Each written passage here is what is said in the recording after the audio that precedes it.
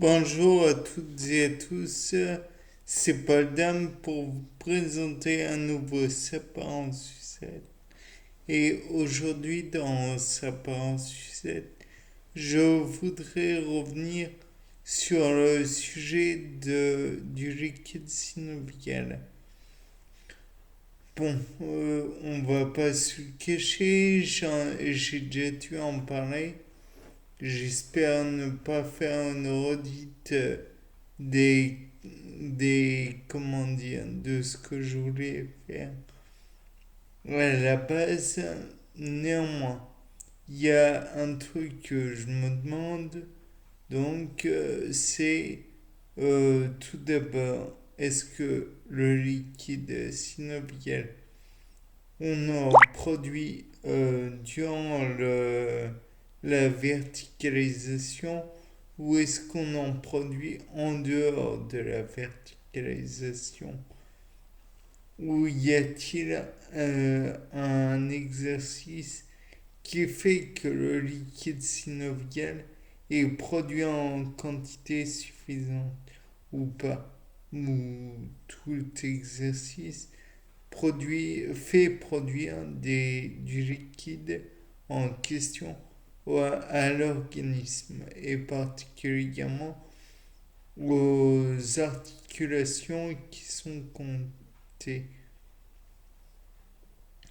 Par la suite, je me suis demandé peut-être que si ce liquide est produit par comment dire, par une cellule, on pourrait éventuellement utiliser le gène de cette cellule qui permet la synthèse du liquide synovial pour permettre à certaines personnes qui ont des inflammations ou des arthrites ou inflammations diverses de pouvoir faire face aux problèmes.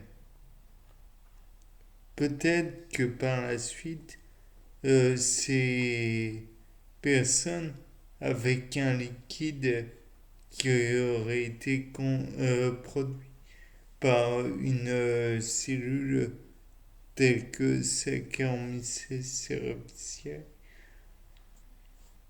pourrait reproduire du liquide en quantité suffisante ou au contraire une autre et je pense particulièrement cette fois-ci aux irodinés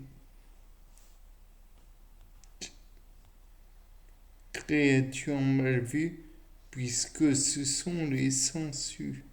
Or, vous n'êtes pas sans savoir que malgré le fait que durant un moment on les utilisait un peu n'importe comment,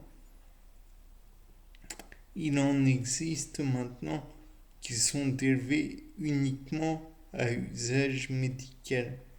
Et l'iodine, donc substance produite par les iodinés, donc sangsues, je vous rappelle, a un effet anti-inflammatoire et permet tout de même de purger de liquide, dont le sang bien sûr, mais je me demande s'il ne pourrait pas purger aussi de liquide synovial.